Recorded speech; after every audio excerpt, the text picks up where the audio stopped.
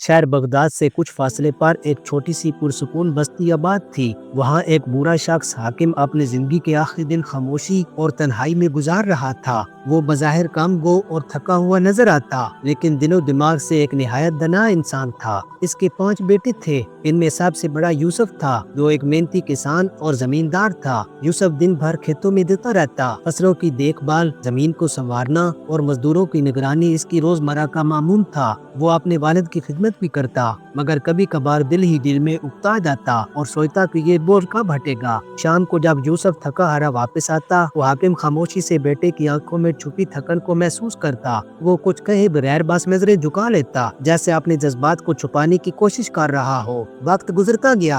हाकिम ने महसूस किया कि यूसुफ के अंदाज में बेरुखी आ चुकी है। वो समझ गया था कि बेटा अपनी जिम्मेदारियों के बोझ तले दबा हुआ है और शायद अब वालिद की मौजूदगी को भी एक बोझ समझने लगा है। यूसुफ का बदला हुआ रवैया हाकिम के दिल को चीर गया। वो अपनी जिंदगी के आखिरी अयाम सुकून से गुजारना चाहता था, मगर बेटे की सर्द महरी ने इसे दिलगीर कर दिया। चंद दिन बाद एक शाम हाकिम ने यूसुफ को करीब बुलाया। नरम लहजे में कहा, बेटा, मैं जानता हूँ तुम पर बोझ बढ़ गया है। फिक्र ना करो, मैं ज्यादा दिन तुम्हारे पास नहीं रहूंगा। चंद दिन में तुम्हारे दूसरे भाई के पास चला जाऊंगा। तुम अपने काम पर ध्यान दो, मेरे लिए दिल में बोझ ना रखना। यूसुफ कुछ देर खामोश बैठा रहा। दिल में एक हल्की सी चुभन उठी, मगर जबान पर कोई ऐसा लफ्ज न आ सका जो रोक लेता या मोहब्बत का इजहार करता। चंद दिन बाद बूढ़ा हाकिम अपना मुख्तसर सा सामान उठाकर यूसुफ के घर से रवाना हो गया। वो अपने दूसरे बेटे फरूक के पास चला गया, जो माली तौर पर खुशहाल था और जिसकी जिंदगी में किसी चीज की कमी ना थी।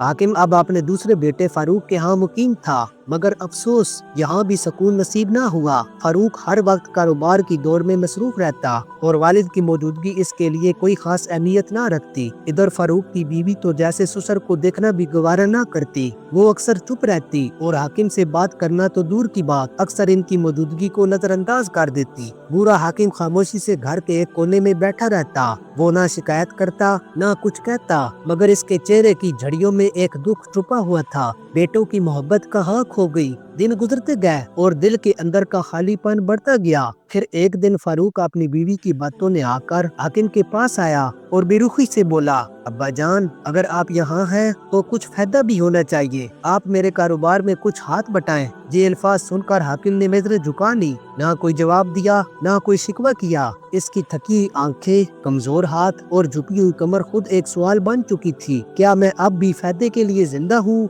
जो जानता था कि अब वो इतना ताकतवर नहीं रहा कि किसी का बोझ उठा सके और शायद अब खुद एक बोझ बन चुका था। मगर इस सब के बावजूद हाकिम ने बेटे की बात का बुरा नहीं माना। इसका दिल जानता था फरूक इसे सिर्फ एक जिम्मेदारी समझता है। मोहब्बत का रिश्ता अब कहीं पीछे रह गया है। रातें गुजरती गयी, कभी खांसी, कभी दर्द के मारे सिसकियां। हाकिम की तकलीफ अब इस घर के लिए बोझ बनती जा रही थी। एक रात जब हाकिम की तबीयत ज्यादा खराब हुई तो फारूक की बीवी ने गुस्से से कहा, ये बुजुर्ग अब हमें मजीद परेशान कर रहे हैं। इनके और भी बेटे हैं ना, वहीं जाकर क्यों नहीं रहते? फरूक, जो खुद भी दिल का छोटा था, जल्दी बीवी की बातों में आ गया। अगली सुबह इसने निहायत सर्द लहजे में कहा, बाबा, अगर यहाँ तंगी महसूस हो रही है तो कोई बात नहीं। आप चाहे तो किसी और बेटे के यहाँ चले जाएं। मैं इलाज के लिए पैसे भी भिजवा दूंगा। फिक्र मत कीजिए। ये बात सुनकर हाकिम का दिल जैसे एक बार फिर टूट गया। बेटे के अल्फाज में ना अपना इज्जत थी, ना इज्जत, बस जैसे वो कोई बोझ हो। फारूक ने मोहब्बत की नहीं, सिर्फ हल की बात की थी। जैसे हाकिम इसके दिल का नहीं, सिर्फ घर का मसला था। बूढ़ा बाप चुपचाप फारूक के कमरे से बाहर आ गया। एक और दरवाजा जहां उम्मीद थी वो भी बंद हो चुका था। फारूक के घर से खामोशी से निकलकर हाकिम तीसरे बेटे उस्मान के यहाँ चला आया। उस्मान एक मेहनती किसान था। खेतों में दिन रात काम करता, पसीने में शराबूर होकर रोजी कमाता। बाप का एहतराम जरूर करता, मगर मसरूफियत की वजह से वक्त देना इसके बस में ना था। सुबह सवेरे उस्मान खेतों को निकल जाता और घर में इसकी बीवी बच्चों को कहती, दादा के साथ बैठो, इनसे खेलो। बूढ़ा हाकिम, जो पहले ही बीमारी और कमजोरी से निढाल था, ये मंजर देखकर अंदर ही अंदर टूट जाता। ना किसी ने दवा का पूछा, ना दिल का हाल सुना। घर में रहते हुए इसकी हालत दिन ब दिन बिगड़ती गई और आखिरकार वो खामोशी से वहाँ से भी रुखसत हो गया। इस बार इसने अपने चौथे बेटे अहमद के घर گھر کی طرف رخ کیا۔ احمد نے جب سنا کہ والد آ رہے ہیں تو نہایت جوش سے ان کا استقبال کیا، مگر یہ جوش محبت کا نہیں مفاد کا تھا۔ احمد نے مسکرا کر کہا، بابا آپ یہاں بے فکر ہو کر رہے، ہر آسائش ملے گی۔ لیکن دل میں وہ کچھ اور سوچ رہا تھا۔ چند دنوں میں اسے احساس ہو گیا کہ والد کے پاس نہ جائیداد ہے نہ خزانہ، تو آہستہ آہستہ اس کا رویہ بھی بدلنے لگا۔ اس کی بیوی نے تو جیسے ابتدا سے ہی سسر کو بوئی سمجھ رکھا تھا، نہ تیمارداری نہ عزت، بلکہ ہر بات پر شکایت اور ہر وقت یہ کہنا کہ یہ بزرگ ہر کام میں رکاوٹ ہے۔ اگرچہ بیوی کا رویہ خراب تھا مگر قصور صرف اس کا نہ تھا۔ خود احمد بھی دنیا کے دھندوں میں ایسا الجھا کہ باپ کی بگڑتی حالت کا نوٹس نہ لیا۔ بوڑھا حاکم دن بدن کمزور ہوتا گیا، چہرے کی رونق ختم ہو گئی، آواز دھیری ہو گئی، اور پھر ایک دن احمد نے بھی صاف لفظوں میں کہہ دیا، معاف کیجئے، آپ اب ہمارے گھر نہیں رہ سکتے۔ میرے پاس اتنا وقت نہیں کہ تم پر ہر وقت نظر رکھ سکوں، تمہیں کہیں اور جانا ہوگا۔ یہ بے رحم الفاظ سن کر حاکم کا دل جیسے آخری بار ٹوٹا، اور اس نے فیصلہ کیا کہ اب وہ اپنے چھوٹے بیٹے عبداللہ کے پاس جائے گا۔ عبداللہ سب سے چھوٹا تھا، کم عمر مگر دل کا سب سے بڑا،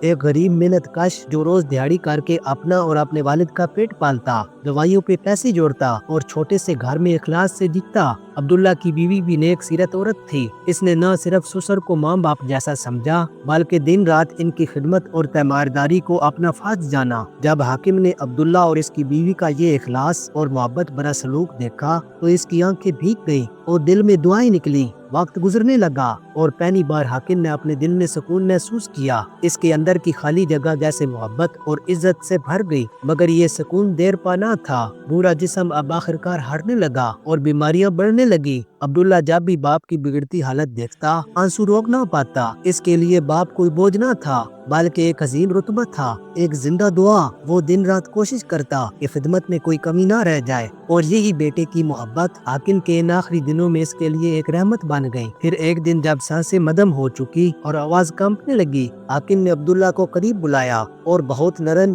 کمزور آواز میں کہا، بیٹا میرے آخری دن قریب ہے۔ حاکم نے تھکی سانس کے ساتھ کہا، بیٹا میری سانسیں اب گنی چنی باقی ہیں، مگر اللہ تمہیں ہمیشہ خوش رکھے۔ جس محبت اور خلوص سے تم نے میری خدمت کی وہ میرے دل کو تسلی دے گئی۔ عبداللہ کی آنکھوں میں آنسو تیرنے لگے، گمبھیر لہجے میں بولا، ابا ایسا نہ کہیے، اگر آپ ہمیں چھوڑ کر چلے گئے تو ہم کیسے جیئیں گے؟ حاکم نے ہلکی سی مسکراہٹ کے ساتھ جواب دیا، بیٹا یہ فانی دنیا ہے، ہر جاندار چیز نے موت کا مزہ چکھنا ہے، میں بھی بس اب روانہ ہونے والا ہوں۔ عبداللہ نے شرمندہ سے لہجے میں کہا، بابا کیا آپ مجھ سے راضی ہیں؟ میں وہ سب کچھ نہ کر سکا جس کے آپ حقدار تھے۔ میری بیوی بھی کم فہم ہے، اگر دل میں کوئی گلہ ہو تو ضرور بتائیے تاکہ ہم اپنے دل کا بوجھ ہلکا کر سکیں۔ حاکم نے لمبی سانس لی، عبداللہ کے کندھے پر ہاتھ رکھا اور کہا، بیٹا میں تم سے بہت راضی ہوں، بلکہ ایک آخری بات کہنا چاہتا ہوں جو تمہارے لیے ایک امانت ہے۔ میں نے اپنی زندگی میں تم پانچوں بیٹوں کو آزمایا،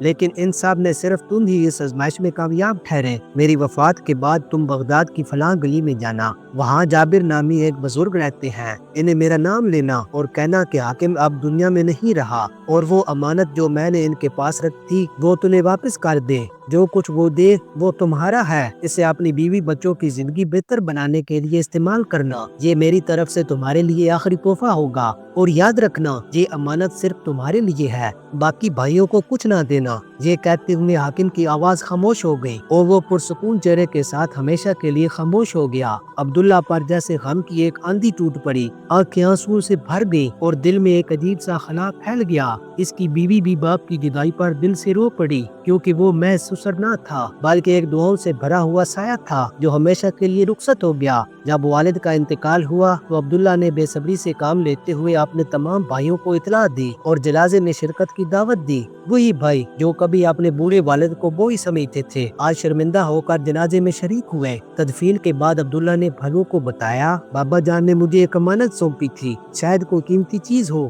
مگر میں سمجھتا ہوں اس میں آپ سب کا حق ہے۔ حالانکہ یہ وصیت صرف میرے لیے تھی۔ بھائی جو دل میں پہلے سے ہی لالچ رکھتے تھے فوراً بولے، عبداللہ جاؤ وہ امانت لے آؤ، پھر ہم پانچوں میں برابر تقسیم ہو جائے گی۔ عبداللہ بصرہ سے بغداد روانہ ہوا۔ جب اس نے وہ لکڑی کا صندوق کھولا تو حیرت کی انتہا نہ رہی۔ اس میں بغداد کے مشہور بازار کی کئی قیمتی دکانوں کے کاغذات، وہاں کے زیورات اور اشرفیوں سے بڑی تھیلیاں موجود تھی۔ عبداللہ نے دیانتداری سے سب کچھ بھائی نے برابر بانٹ دیا اور جو حصہ بچا وہ اپنے لیے رکھ لیا۔ زندگی ایک بار پھر باپ کے سائے کے بغیر آگے بڑھنے لگی، لیکن وقت نے جلد ہی اپنا رنگ دکھایا۔ کچھ ہی مہینے میں بڑے بھائی کا کاروبار تباہ ہو گیا۔ غیر ذمہ داری اور غلط فیصلوں کی وجہ سے وہ قرض میں ڈوب گیا، یہاں تک کہ اسے اپنا گھر بھی بیچنا پڑا۔ دوسرا بھائی جو عیش و عشرت کا عادی تھا، ایک دن چوری کے الزام میں پکڑا گیا۔ قاضی نے اسے قید کی سزا دی اور اس کی عزت خاک میں مل گئی۔ باقی بھائیوں کی قسمت بھی کچھ مختلف نہ تھی۔ سونا ہاتھ لگاتے تو مٹی بن جاتا۔